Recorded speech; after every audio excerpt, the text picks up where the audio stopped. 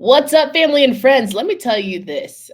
I think it's another day where we're just done talking and we're absolutely ready for the season to begin. All the predictions, they're cool. All of the speak where who's going to be dominating, who's going to be bad, all that. We're just tired. We're so close to week zero here for the ACC. Got two good teams that are ready to roll in week zero, but everyone else, they're gearing up for what should be a really good Labor Day weekend. We're going to bring AJ Black in the building. He's going to talk to us about some predictions, of course, but more than that, maybe what he's seen with his own too. So let's get things started. You are Locked On ACC, your daily podcast on the Atlantic Coast Conference, part of the Locked On Podcast Network, your team every day.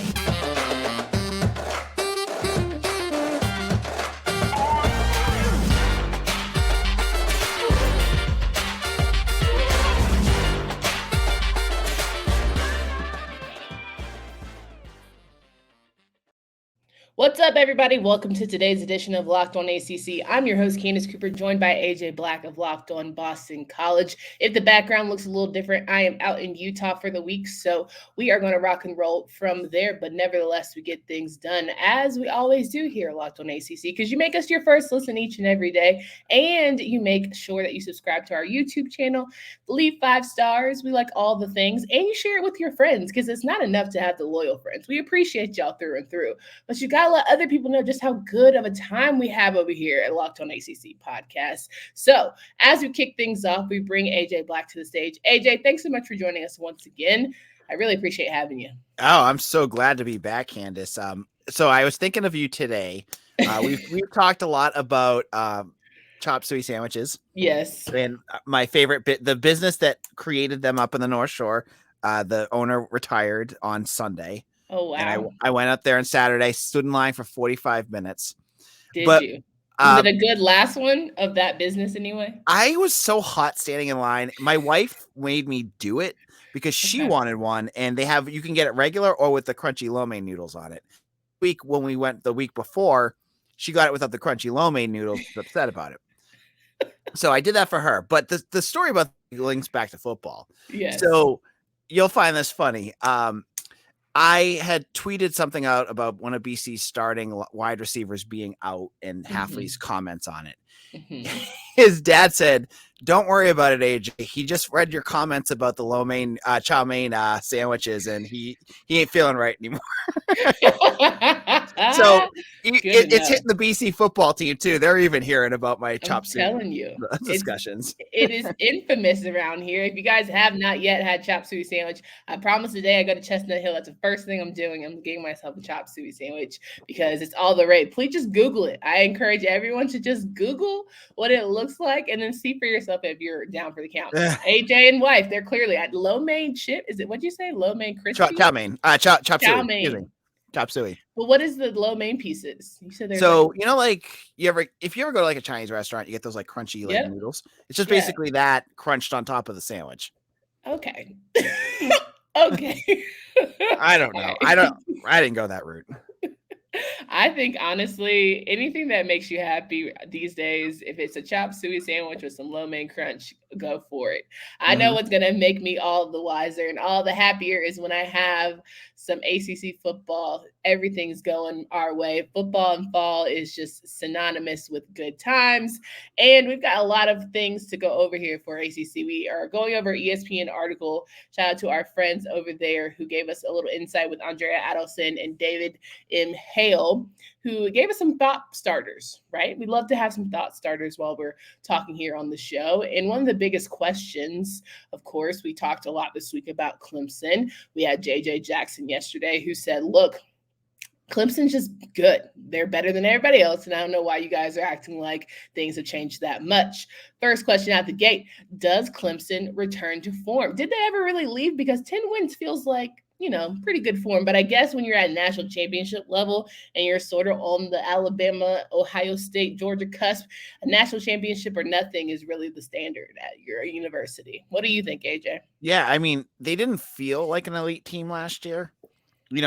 The Clemson that I always remember when I think of like Clemson at their top was like I don't want to bring him up, but like Deshaun Watson years, Taj Mm-hmm. Boyd, even Trevor, and Trevor Lawrence, some of those Mm-hmm. times where they were so well balanced on both sides of the ball. Their defense was great. They had guys like Christian Wilkins and, some of those defensive lines that Brent Venables put together.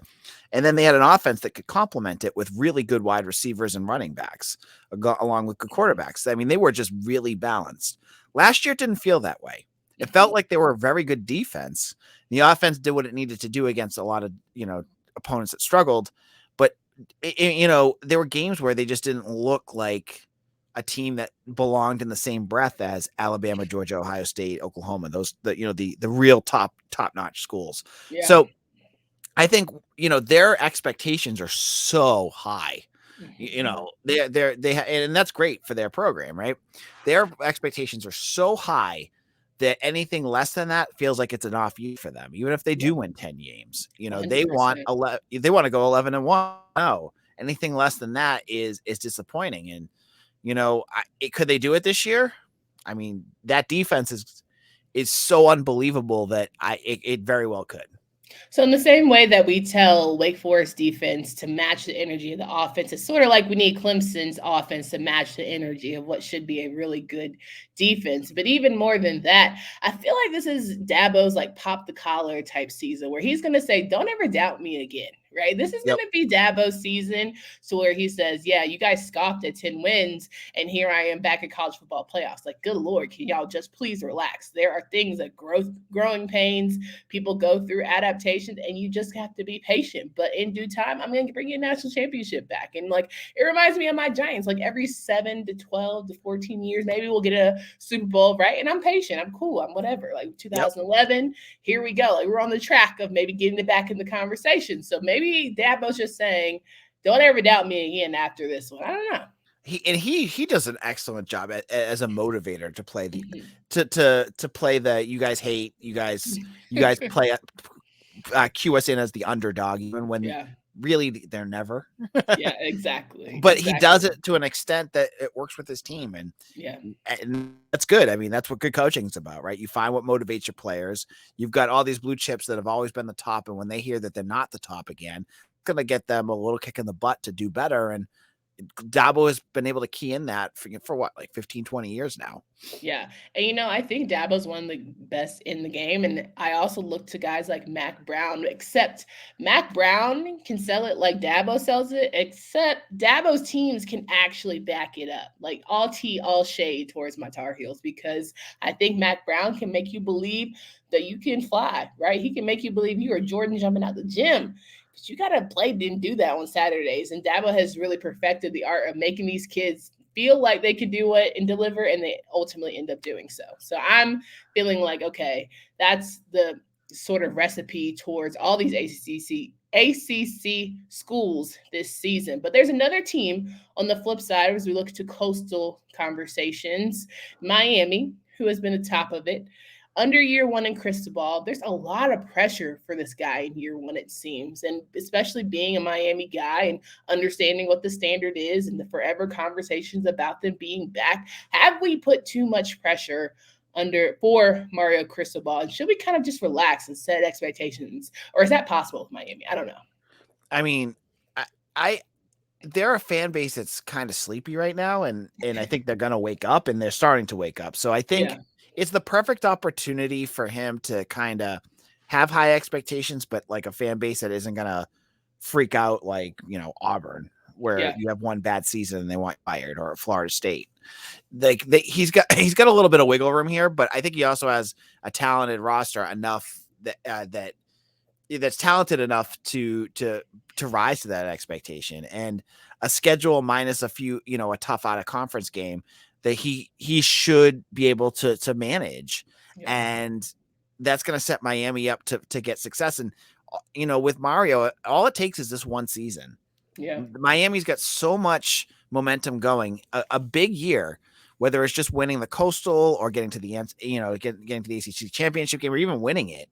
Yeah. That's going to get that ball rolling again down there in Coral Gables. And the pressure is there, but I feel like it's a manageable pressure in Miami, where it's not going to be insane. And I think that will make coached at Alabama. He coached at Oregon. He's been there. I think Mhm. he'll be able to handle it. And I think he's got a quarterback, Tyler Van Dyke, who I expect will be able to manage and match that pressure. Absolutely. And he has the right recruiting talent. He has bringing the right energy back and making people actually excited about the team, which has been something lost upon them for quite some time. But I'm full agreement.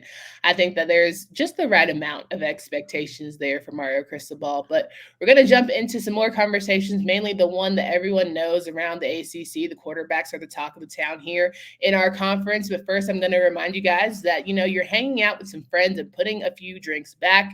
A few becomes a few too many. As the evening comes to an end and people start to head out, you think of calling for a ride. Nah, you live nearby. You can make it home okay. It's no big deal. What are the odds you'll get pulled over anyway? And even so, what's the worst that could happen? Your insurance goes up, you lose your license, you lose your job, you total your car, or even you could possibly kill someone. Everyone knows about the risk of drunk driving. The results are tragic and often deadly. However, that still doesn't stop everyone from getting behind the wheel while under the influence. That's why police officers are out there right now looking for impaired drivers on our roads to save lives. So if you think it's okay to have a few drinks after a night's dinner, think again. Play it safe and plan ahead to get a ride. It only takes one mistake to change your life or someone else's forever. Drive sober or get pulled over. We're rocking and rolling here with AJ Black of Locked On Boston College, and we know that the season is gearing up and it should be a good one. So we always encourage you guys to be safe, drink responsibly, and do all the things and get excited for what will be a good year for the ACC, especially because the high-flying quarterbacks and the high-flying offense that we all have come to love in recent years is going to be in full effect for this conference. And I think the emerging quarterbacks who have been at the top of conversations are some that, I know we always talk about Heisman campaigns too early, but Devin Leary, he's the one that came out the gate starting his first one, and I don't see why he shouldn't. Yeah, I mean, that's the is Devin Leary. What surprised me about Hale's column was I believe he put his all conference team and he had Malik Cunningham as his all ACC quarterback. If I was a betting man, I would put my money on Devin Leary right now. Yeah. Because I think he does a lot more on a better team. He's gonna get. I think he's in line for some big high profile wins. I think they have as good of a chance of beating Clemson as any other team on Clemson's schedule. Yeah. They go in there, win that game, top 25 team. Devin Leary could be in the talk of the Heisman, but I don't want to poo poo on Malik Cunningham either because. Guy can make plays. The guy is electric, and absolutely, if he takes that step in the right direction, and adds a little bit maybe to his passing game, he could be dangerous. He could be a real danger here. And I like his play. He's a guy that just can make a lot out of nothing, and that makes him one of the best quarterbacks in the ACC too. Yeah, I mean, Hale spoke highly of Brennan Armstrong, Devin Leary, DJ Uiagalelei, and Jordan Travis, who was a bit surprising, but for my Florida State fans who, pretty much know that you got your guys who are top tier.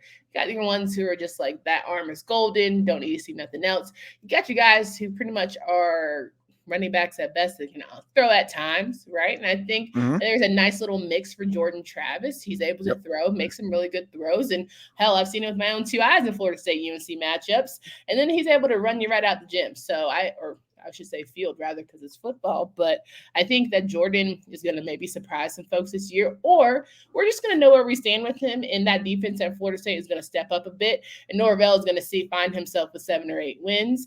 And at least that'll make them not happy, but content. Like, we cannot be super angry like we were for Florida State. I was really impressed with Jordan Travis last year. When he played BC in Chestnut Hill, he took that, Jermaine Johnson, their defensive lineman, who was a first-round draft pick, was amazing on defense, but Jordan Travis on offense, anytime BC could get anything going, he answered back immediately. Mm-hmm. And it was with good passing, good footwork, like, he has it. And I think for him, it's just more consistency throughout the season. But if that makes him even that more dangerous. And I feel like I go on this podcast and try to downplay BC a lot. I don't give them a lot of credit. But I feel like I do. I don't. And this podcast, I sound like a honk on BC sometimes. But I feel like Phil Jurkovec's not getting a lot of credit Yeah. at this point, because if he goes out Yeah. there, Yeah. if he goes out there and is healthy this year, he has it with Zay Flowers and some really good. I think he has some pretty good wide receivers at BC. If he can survive with that offensive line, and I think they'll be okay. Listen to Locked On BC. I've talked about the offensive line for like weeks. If they're okay, he could become one of the best in the conference. He has the natural ability and the physical ability to do a lot of things that some of the other quarterbacks in this conference can't do. Yeah. And I think that makes him really dangerous. And I feel like he's like at the bottom of a lot of piles, but like when you talk to scouts, some scouts are like, he's a first round draft pick. People need to start talking about Phil Jurkovec. Yeah, and I think for me, it's just I hate how much it hinges on his health because he is a world star, quarterback, and I think he is one of the best, if not the best, in the conversation. He just hasn't had the time to have the resume that, of course, Devin Leary and Brennan Armstrong, who have been there quite some time, have had the opportunity to get. So, this is if there was ever a year, Phil, I'm listening. You're listening because I know you listen to the show. This is the year to get it done. But, of course, the darkest horse, who's not really dark, he's been on the scene with his gangster lean. Tyler Van Dyke, I think, is going to be one of the quarterbacks that everyone either says, well, damn, Miami really is back, or, hey, not for nothing. You did what you could. You clearly got some tape on you now. You've been exposed a little bit. Now we can kind of set you up from a defensive standpoint for other teams across the league. I'm just getting excited talking about how close we are to these games coming up. Like I'm looking at the article and it's like, oh, LSU versus Florida State. I'm gonna watch that. And speaking of LSU, Florida State, that's so good that you segue to that. Can we take a little pause? I know that Miles Brennan decided not to play anymore, but a lot of people are real confident that Florida State is going to beat the brakes off of LSU. And I just was curious, is your thought on that? It all depends on how Jaden Daniels, the new quarterback at LSU, looks like. And can I give a shout out to Miles Brennan, please, for getting all those NIL deals? Did you see the list of what he got? Yeah, they were all guaranteed with no, from what I've heard, no backups in case he didn't play. Yeah, all that money, no matter what's happening. Which is great. Great, what is it called? Fine print. I think that's an excellent idea for you. And I encourage a lot of guys to sign contracts that way because, like we talk about Phil Jurkovec, you never know what's going to happen. And you shouldn't have your finances depend on whether or not you play or your health or all the things. But in the same token, when we work, we don't get paid when we don't work. So I'm on the fence. I don't know. But anyways, back to Florida State and LSU. I'm already thinking. I'm like, that's gonna be a heck of a game. Yeah, I think Labor Day weekend is gonna be nuts. Yep, and I will be. Actually, I'm gonna probably be at the Rutgers game for BC. I'm not gonna actually cover it. I think my co-host is gonna do it because it's the one game this year I can go to. BC has like 5 night games, and I can't take my kids to any night games because he's just gonna fall asleep. So Rutgers is at noon. I was like, okay, we're gonna go to the Rutgers game. There you go. There you go. That'll be a great opportunity for them to go to some football games. But what I was getting at is, while those games are going on, like you've got Brian Kelly versus, Mike Norvell, and LSU is a team I don't think people should be sleeping on. And they've got a lot of talent. They got a receiver on that roster. And, Jaden Daniels, he's got a lot of potential. Haven't seen it yet. But it really is going to show what FSU has. It's going to be a really good test to see if FSU really is going on the rise or if we should kind of maybe mitigate our expectations of them. No doubt. So we're looking here at the 5 must-see games according to the article that we pulled up here from ESPN, and we just want to make sure that we have it on your radars because it's certainly on ours here at Locked On ACC. We're talking to AJ Black from Locked On Boston College, and one of the first games they have on the list is West Virginia at Pitt, which to me, let's get that backyard brawl going on again September 1st. I'm ready to roll. I think that's going to be an excellent, hey, Pitt's here. Be a very dominant team no matter who's on the docket, and we're ready to roll. Or it says, all right, there's some flaws there. They got some things they have to work on. Oh, that's gonna be awesome. I mean, I got into BC sports when West Virginia and Pitt were part of the Big East, and this was an annual game. Mm-hmm. This gives me shivers. This game, these are two fan bases that hate each other. Yeah. and it's going to be fun. And West has, I'm feeling that they have a lot of high expectations this year. They have JT Daniels at quarterback, a transfer from Georgia, who was supposed to be their starting quarterback last year. So they've got, a 5-star there against Keaton Slovis, who was actually, they were both now I see at the same time too, but years ago. It's going to be a fun matchup, and the fans are going to be nuts. And this game is on a Thursday night, so it's going to be a really raw. And two teams like Pitt the champions against West Virginia, who badly want this win. It's gonna be it's as much see as it can get, and it's on prime time on a night that there's no other games. Everyone's gonna be watching this. Absolutely. And we touched a lot on that Florida State LSU game, but another game to mention is September 17th when Miami goes to Texas A&M, and we all know that the Aggies are certainly feeling a way of not being top 4 teams in the conversation here. And certainly Miami, this is the great game to say, hey, we're really back. The SEC can suck it. We're here to make a big stake in the claim for Miami to be one of the best in the business. Yeah, this is the battle of two teams that are into college football playoff talk. And they have. Texas A&M just bought the number 1 recruiting class in the country. Miami, they're paying. They're well, let me phrase it in a less negative way. They're both putting the money in to make themselves very true contenders again. Yeah. And it's going to be it'll be a really fascinating in a better spot because Miami's done a nice job through the transfer portal on both the defensive and offensive side of the ball. Texas A&M, the defensive line that they brought in that class of 21 is absurd. And I don't know if they're going to be ready to go now, but in a year or two, that team is going to be, ridiculous in terms of the talent line. And I bet some of them are going to come out this year. Yeah. So it'll be interesting. And Texas A&M is always weird. Other than Johnny Manziel when he was there, they've never been able to figure out anything on offense that doesn't look like kind of disjointed. Their offense are always, Kellen Mond, and they never looked right. And so it'll be interesting to see if Jimbo can actually get that going this year, because that could be a key in this game. It's a sort of offense to counteract Tyler Van Dyke and the Canes. No doubt. All right. Then we have probably the most important game, in my opinion, in the entire league. It'll be NC State at Clemson in Death Valley. We had all the hype last year of Clemson going to NC State, and now NC State is the team of returners. Can they go to Death Valley and win? And win, it doesn't have to be a lot. Just could be a field goal, right? They've done it. They've been close before. Can it be a win where NC State finally puts themselves into a consistently high standard conversation? Right now, after this win, you can't say, oh, well, NC State is a fluke. They had all the, whatever pieces last season, all the injuries, blah, blah, blah. Like, no, NC State is actually a viable opponent every single year. Yeah, this is going to be a massive game, and one that ACC fans are going to circle. After last year, I think was it 2 overtimes that. Yes. And a fun game, and this one's in Death Valley. Obviously, I bet it'll be a night game. Guessing maybe with college game being there if both teams are doing well. It's going to be a matchup of where the two teams are in terms of their dominance in the conference, and it's going to be I think the biggest question mark will be NC State's offensive line. How are they going to be able to handle themselves against that Clemson defense?